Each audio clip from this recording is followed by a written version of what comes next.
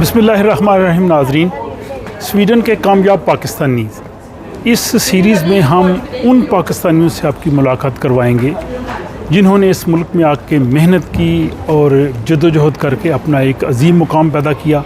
आप उनकी ज़िंदगी की दास्तान सुनेंगे, उन्होंने किस तरह से एक नए मुल्क में आके स्ट्रगल की, किस किस्म की उनको मुश्किलात का सामना करना पड़ा, किस किस्म के हालात और दौर से गुज़रे, और उसके बाद फिर वो आज इस मुल्क में एक कामयाब शहरी की हैसियत से रह रहे हैं। उनका ताल्लुक़ बिज़नेस से हो सकता है, एजुकेशन से हो सकता है, रिसर्च से हो सकता है, समाजी शोबाजात से हो सकता है। तो इन शोबाजात की जो अहम शख्सियात हैं जिन्होंने अपनी मेहनत से स्वीडन में अपना नाम पैदा किया है और आज लोग उनकी मिसाल देते हैं, तो उनसे उनकी ज़िंदगी की दास्तान हम आपको सुनाते हैं। तो आइए इसी सिलसिले में आज एक शख्सियत से आपकी मुलाकात करवाते हैं। आइए आपकी मुलाकात जनाब मसूद मिन्हाज साहब से करवाते हैं। इनका ताल्लुक़ सराय आलमगीर से है और ये 45 साल से स्वीडन में मुकीम हैं। स्टॉकहोम के इलाका ओल्ड टाउन में इनकी शॉप में हम आपको लेके चलते हैं, जहां ये अपनी निसफ सदी की दास्तान हमारे सामने रखेंगे। और इतना तवील अरसा रहने के बावजूद ये जहलमी लहजे में पोठवारी बहुत ही खूबसूरती से बोलते हैं। मसूद मिन्हाज साहब, अस्सलाम वालेकुम जनाब। जनाब डॉक्टर साहब, वालेकुम सलाम, खुश आमदीद, मोस्ट वेलकम जी, बहुत शुक्रिया। आप ये बताइए कि आप स्वीडन कब आए थे और स्वीडन ही क्यों आए? बस जनाब, ये तो बड़ी पुरानी कहानी है। पर मैं जी जेलम में इंटर कॉलेज में पढ़ता था, तो वहीं पे कॉलेज लाइफ में ही थोड़ी कुछ शौक हुआ, कुछ जैसे कि हम ज़्यादा सफ़ेद पोश लोग हैं, यूरोप का होता है ना जी। तो इस सिलसिले में मैं वहाँ से तो ग्रीस के लिए, यूनान के लिए निकला जी। यूनान आया, यूनान में कुछ 2-4 महीने गुजारे, फिर उसके बाद जर्मनी, और जर्मनी से फिर जनाब स्वीडन आना हुआ। 1 साल बाद इधर पहुँच गया था। 1 साल तक आए जी। तो वहाँ यूनान में आप क्या करते रहे?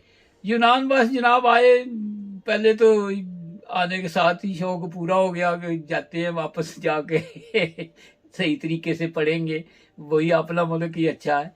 लेकिन फिर अल्लाह ने कुछ इस तरह कह लें कि रोज़ी का सिलसिला था या, तो मैं उधर मुझे अच्छा काम मिल गया। एक मेडिसिन फैक्ट्री थी, तो वो बाय चांस मैं उधर पहुंच गया। डॉक्टर साहब लोगों का इंटरव्यू ले रहे थे जो मालिक थे, तो मुझसे भी उन्होंने इंटरव्यू लिया। और वहाँ उन्होंने जनाब मुझे पूछा कि तुम पाकिस्तान क्या करते थे, तो मैंने कहा जी मैं अभी स्टूडेंट था और प्री मेडिकल ग्रुप में।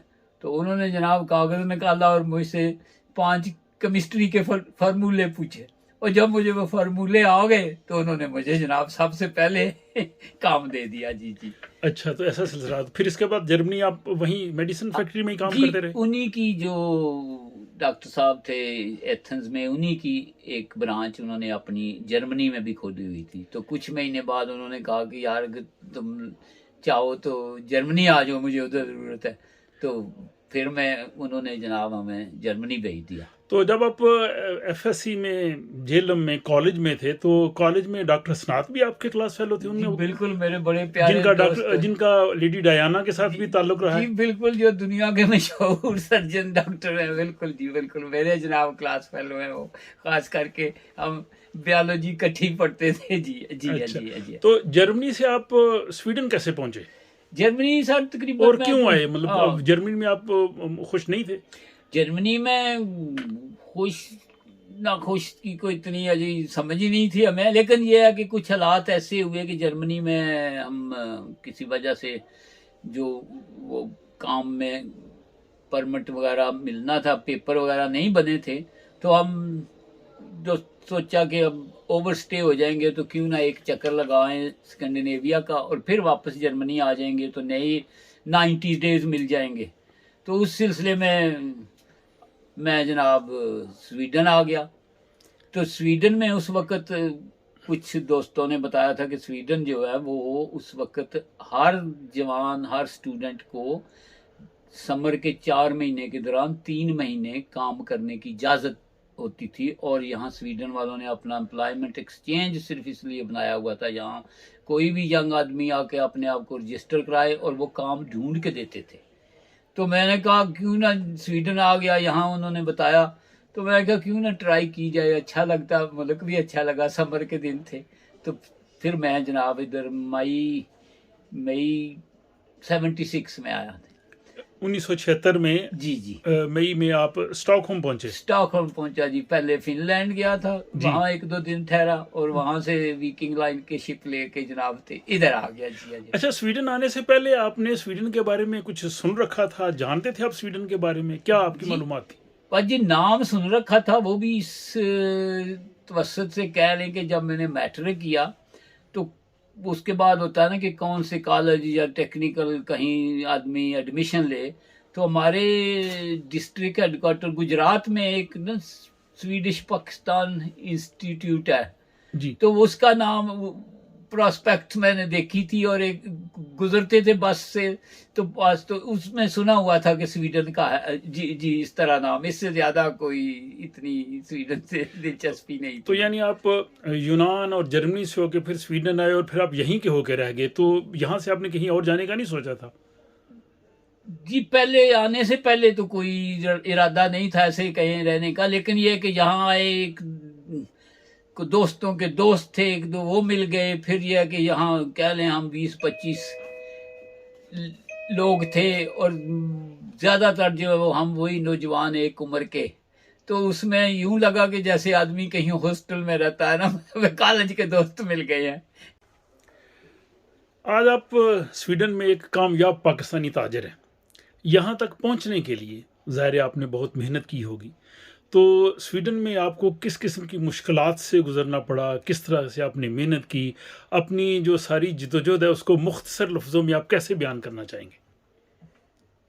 बजा जनाब डॉक्टर साहब, वैसे आप मैं सच्ची बात करूं तो कोई ख़ास कह लें कि कोई मेहनत की ज़्यादा ज़रूरत नहीं, मैं तो समझूंगा कि ये अल्लाह का करम, वालदैन की दुआएं कि बस हालात इस तरह बनते गए। लेकिन स्वीडन, जैसा कि मैं अर्ज़ कर रहा था कि जब मैं स्वीडन में आया तो पहले साल कहते हैं ना बड़ा मुश्किल होता है, लेकिन यकीन करें कि मैंने तो ये समझा कि हम किसी वो हॉस्टल में रह रहे हैं, कॉलेज में रह रहे हैं, कहीं रह रहे हैं, दोस्त अच्छे मिल गए, अच्छे बहुत प्यारे लोग थे, तो पता ही नहीं चलता था, बहन भाइयों की तरह रहते थे।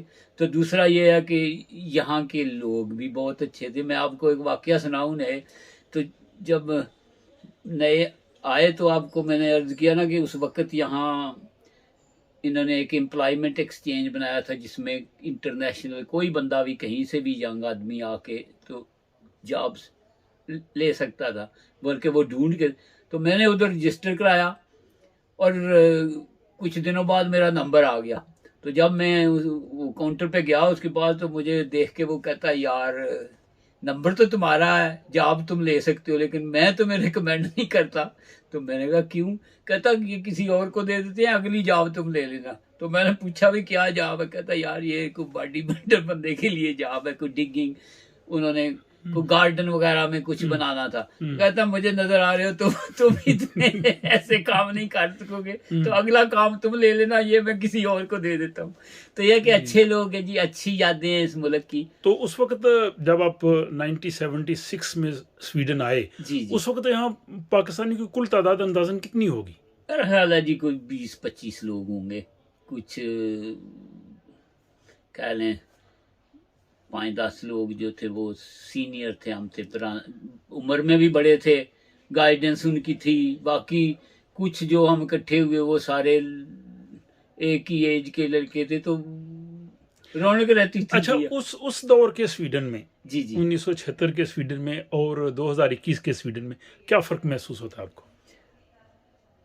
सोचने से तो काफ़ी फ़र्क है जनाब। उस वक्त जाहिर है कि एक तो जो हम इमिग्रेंट्स हैं तादाद बहुत कम थी, दूसरा मैं समझता हूँ कि स्वीडन किसी लिहाज से ज़्यादा खुशहाल था उस वक्त। इनके पास काम की बहुत ज़रूरत थी लोगों की, जो है ना जॉब आपको बड़ी इजी मिल जाती थी। मैं अर्ज करता चलूँ कि सही बात है, हम 2-3 लड़के इकट्ठे ही रहते थे, तो हमारे एक बड़े जो सीनियर यहाँ दोस्त हैं, अल्लाह ताला उनकी और उम्र दराज करे, चौधरी गफूर साहब, तो वो ज़रा स्वीडिश जानते थे, उनके कोई लिंक थे। तो यकीन करें कि हम कभी कभी सुबह उनके टेलीफोन का जवाब नहीं देते थे, क्योंकि वो फ़ोन कर देते थे, भाई फलां जगह काम है।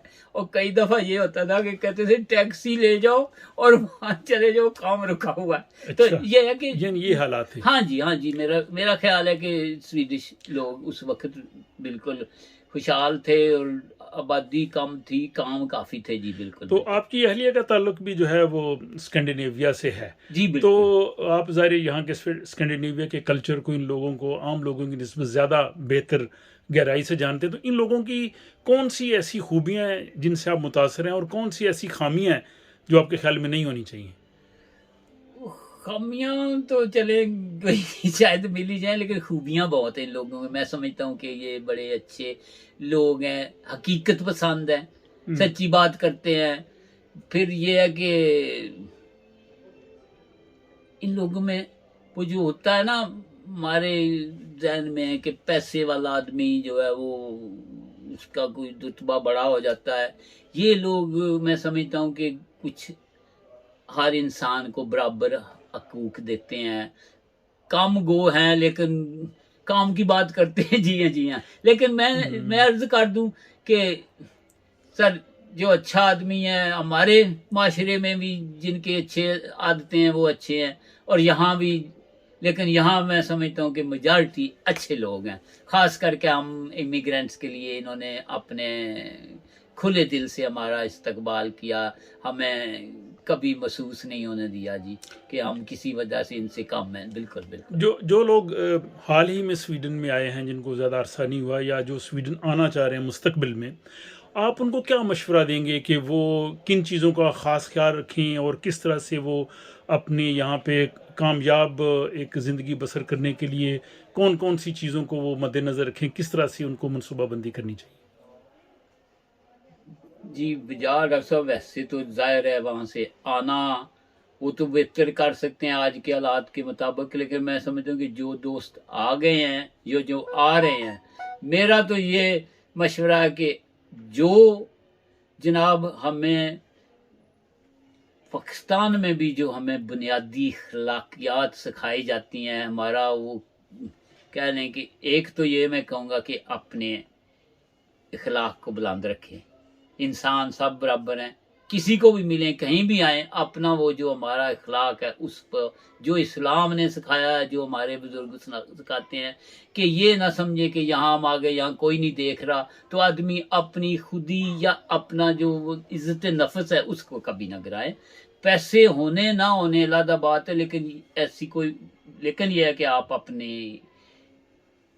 इखलाक ठीक रखें, सच्ची बात करें, बिल्कुल, और इंशाल्लाह आप कामयाब होंगे। यहाँ स्वीडन में रहते हुए अंदाज़न आपको 45 साल हो रहे हैं। जी तो जनाब। पाकिस्तान की कौन सी चीज़ें आप यहाँ मिस करते हैं?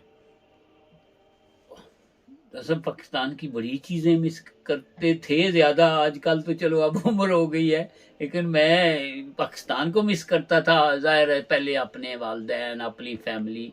मैं 2 दफ़ा डॉक्टर साहब पाकिस्तान रहने के लिए गया हूँ जी, अपने बाल बच्चे के साथ गया हूँ। तो शिफ्ट होने के लिए? हाँ जी, हाँ जी, 2 दफ़ा मैंने कोशिश की है, लेकिन ज़ाहिर है। क्यों कामयाब नहीं हो सके आप? या आपका वहाँ जी नहीं लगा, या कोई मसाइल थे?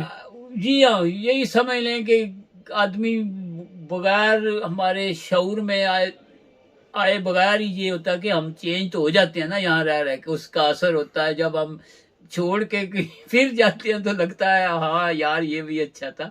तो ज़ाहिर है अच्छा मुल्क है, खुशहाली है यहाँ, इसलिए। बाकी मैं समझता हूँ वो भी बड़ा अच्छा टाइम था जो मैंने गुजार लिया। उससे ये है कि मैं उसके बाद सुकून से रह लेता हूँ। और जिस तरह हम सब सफ़ेद पोश लोग अपने वालिदैन फैमिली को छोड़ के आते हैं, तो दिल में होता है ना जी कि उनके पास जाके फिर रहें। तो वो मुझे अल्लाह ने मौका दे दिया, मैं रह आया अपने वालिदैन के पास। और सबसे बड़ा जो बोनस मिल गया वो ये थे कि मेरे बच्चे साल 2 उधर रह आए, तो उन्होंने अपने कुछ तौर तरीके देख लिए, अपने फैमिली सारा देख लिया। जी हाँ। तो आपकी अहलिया का ताल्लुक भी, जैसे मैंने कहा कि यहाँ नॉर्डिक कंट्रीज से है, तो आपने कभी ये कमी महसूस नहीं की कि आपकी जो अहलिया वो पाकिस्तान से होनी चाहिए थी, क्योंकि इसमें ज़ुबान, सकाफत, खाने पीने, बहुत सी ऐसी चीज़ों का होता है? तो क्या आपको कभी महसूस नहीं हुआ, या आपने सोचा नहीं कभी? शायद कभी शुरू में कभी जहन में आ ही जाता है आदमी के, लेकिन अल्लाह ताला जी मैं तो दुआ करता हूँ मेरी अहलिया को खुश रखे कि उन्होंने माशाल्लाह जो है कि मेरी कह लें हम तो उस काबिल नहीं, लेकिन उन्होंने मेरी हर चीज़ खुश रखा और अल्लाह ताला उनको खुश रखे जी।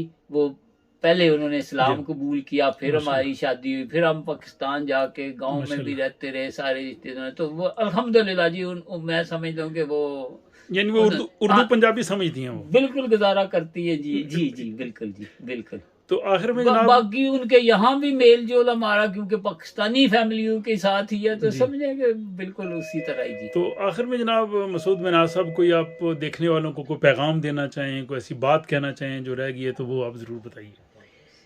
बस जी इस मैं ना चीज़ क्या कह सकता हूँ, लेकिन बिल्कुल ये है कि जहाँ भी रहें वही जो मैंने पहले अर्ज किया कि अपनी ईमानदारी, अपने इंटेग्रिटी रखें, अपनी खुददारी रखें, तो अल्लाह ताला आपको कामयाब करेगा बिल्कुल जी। बहुत शुक्रिया जनाब मसूद मिनाज साहब, बहुत शुक्रिया जी।